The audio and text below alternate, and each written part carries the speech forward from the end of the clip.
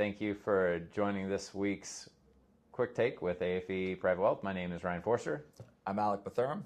So today we're going to talk a little bit about indexes. And my quick caveat is we're not talking about any actual investment performance. We're talking about index statistics. We're talking about inclusion and attribution ratios of the index itself. So don't take this as any sort of advice.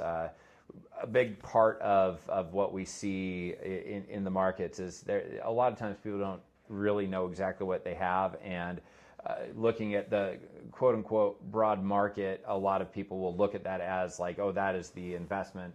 And those have become so distorted these days that, like, especially if you look at the last year, we can look at the top 10 stocks in the S&P 500. So S&P 500 is 500 stocks. The top 10 stocks, we all know the names because in 2025, they were 40% of the entire market index weight. That means 490 additional equities in that only count for 60% of the weight. And in 25, they were 23% of the calendar performance that was driven by those top 10 stocks. So I think, what's kind of evolved over the years is, just like any good idea, a lot of times things are taken too far. Indexing, I think, was a really good idea for a period of time. That was back when the traditional stockbroker was talking about different individual names, really getting compensated by having the client turn over their portfolio. And so just buying the index, which was buying the broader economy or getting access to overall economic growth, that was a very good idea. Just like every good idea, a lot of times things can be taken too far. Mm-hmm. I think that's kind of the case a little bit today. Although we're still proponents of indexing, we're still proponents of broadly owning the market and the economy. We think that now you can put some wrinkles on that to get some outsized performance. And I think when Ryan and I were talking about this before we did this video, I think one of the things that was surprising to us was we just looked at what is the criteria for inclusion in the S&P 500. And at first thought, we were thinking there'd be some fundamentals in there. There'd be value or earnings or profit growth, those kinds of things. None of that is a criteria to be in the S&P 500. The S&P 500 is selected by a S&P 500 committee. None of us really know who those people are, although I'm sure a lot of us could name famous portfolio managers of mutual funds. And the criteria is really pretty benign. It's just size, the amount, basically size, the amount of liquidity in the stock, and is it a U.S. security? That's really it. So, well, they want it to be profitable too. Well, and profitable, although just modestly profitable. There's really no earnings growth or anything else that's in there. So that's kind of surprising. It was even sort of surprising to us when we first looked at it. And you've got an entire industry out there whose portfolio is predicated on hugging the performance of this arbitrary group of stocks. And so that, I think, is something that if people start to think about that a little bit, is probably surprising to them. Yeah, well, in talking about that concentration, it really eliminates the benefit of that diversification. So, when we're looking at investing, a lot of times concentration is what helps make you wealth, and that can be great if we're in a situation like we've had the last 5 years. Those top 7 stocks have performed, I think, about 50% of the S&P 500 return since 2021. Well, what if a large company IPO that's coming up comes as the 5th or 6th largest company in the U.S., it's profitable, so they include it in the S&P 500, and that 5% of the index spends the next 5 years not making money because it's returning to normal earnings. Or of the top 10 stocks that had a huge price increase running at average, what is it, a 30? Yeah, absolutely, something like that. So when you're running a 30 price to earnings ratio, that seems overvalued. The index itself is 19 times.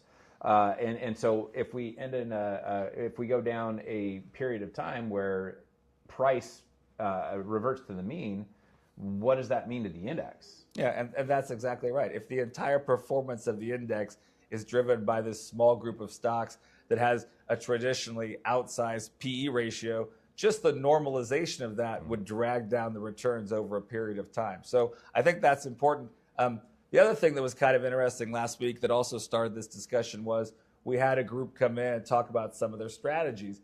And one of the strategies that they had that was purely quant driven had outperformed the S&P 500 over nearly every interval, 10, 20, 30 years. And we said, why isn't that portfolio, or why isn't that particular strategy have $1 trillion in it, $2 trillion in it? And the reason is because over the course of either 10, 20, or 30 years, it tends to deviate from the performance of the S&P 500 by some, more than marginal amount over the course of time. And that's unattractive to people because all clients are looking at is what was the performance of that strategy versus the index in 1 year, 2 years. And if it gets to 3 years where the deviation is wide from the index, they're going to sell it. And so nobody wants to own that strategy, or a limited number of people want to own it because its performance is going to deviate from this arbitrary group of stocks without any fundamental criteria over some period of time. And it's sort of crazy when you think about it that our entire industry is based on trying to create a portfolio that's just going to slightly outperform this S&P 500 while not deviating too far from it. There is no other industry really in the world where someone would say, don't do too well, that might get you too far away from the index and people won't give you money. So it was kind of enlightening, and it's what got us to this conversation of digging in a little bit to what is the criteria for an index, what's been driving the returns in the last 10 or 15 years or something like that. So I think it's instructive to understand that an index is just a group of stocks with relatively arbitrary criteria, and there are a lot of other ways to skin the cat potentially. So just the takeaway is the indexes aren't as diversified and well balanced as they used to be.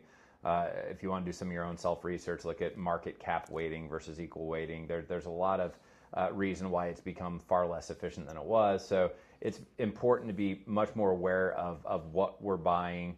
And the indexes, I mean, really, if you're hugging indexes, you're trying to do what the average is doing. And if you want to do average, do what everybody else does. And that's part of our mantra is there's certain times, and right now I think it's a very important time to break from the norm if you want to have better outcomes. So, yeah, and the other thing on that is we think there's probably opportunity now in stocks outside of the indexes because so much money is invested in the index that there's less attention being paid to some things in small cap or in some private stuff or other different areas.